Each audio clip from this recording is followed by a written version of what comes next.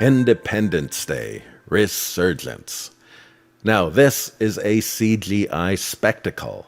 It's a beautiful movie with fantastic vistas that come across as living portraits, with fantastic particle effects, rich models, and realistic aliens. It feels like someone took some show reels and decided to build it out into a full movie. It's stunning to watch and is made so much better in 3D. The 3D is spectacular and as consistent as McDonald's. There's never any fly out of the screen moment, but nearly every shot feels like it's being pushed for maximum effect. Even the big skyline views are given a wideish stereo view. Unless there's something in the foreground, usually like a person, then the actor gets all the separation and the background is left shallow, which is how it needs to be, or that sort of thing would become hard on the eyes. Where similar films get it wrong is they'll keep that shallow view through the entire scene or even the whole movie, believing it's more realistic as to how a person would see it if they were really there. But not here. Here they go for exciting over real, and for a big sci-fi movie, that is absolutely the right choice. One area where this wide stereo works so well is when we see these planet-sized ships and even clouds of dust. The detail is fantastic, and to have it set in stereo gives a satisfying God point of view that excites those theme park feelings.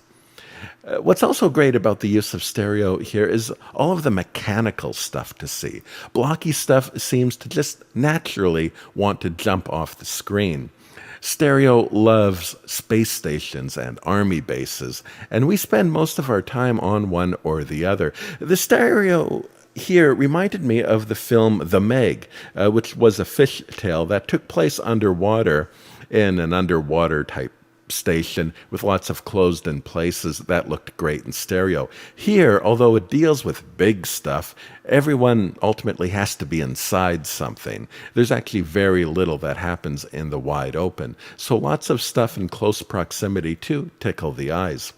Story-wise, it's very busy, but not difficult to follow, but very little that actually needed to be here. Multiple subplots could have been cut out completely and not missed. Not that that would have made this a better film. Indeed, variety is really what propels this experience. Perhaps an appropriate analogy was it's like watching fireworks, well-timed, well-placed fireworks. And like fireworks, you really don't need to watch how it starts to understand how it ends. You could probably cut this movie up into all sorts of segments and watch it in random order and have the same level of enjoyment. Now, the actors are all good. However, there's so many, we aren't given much of an opportunity to get to know anyone in particular. And especially if you haven't seen or don't remember the first movie, then even the returning characters can feel a bit faceless.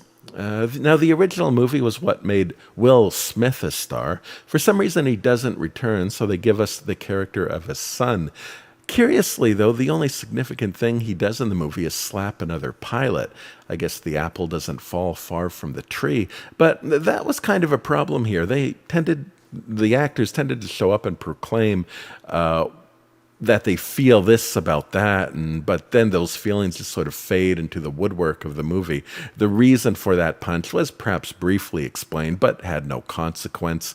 Apparently they make up at the end in a blink and you'll miss it moment. We never actually see them have to work together under that tension. And that's something of a problem all around. This is a cast of supporting actors who spend the movie miles away from each other, and interpersonal conflict is transient, unimportant, or involves someone who just isn't present. There's no arc. No one learns anything except aliens suck and kill them if you can. It's kind of a detached experience, but not terrible. It's fireworks. Really, it's the perfect popcorn film. Something to put on and watch while you eat, drink, and enjoy the view.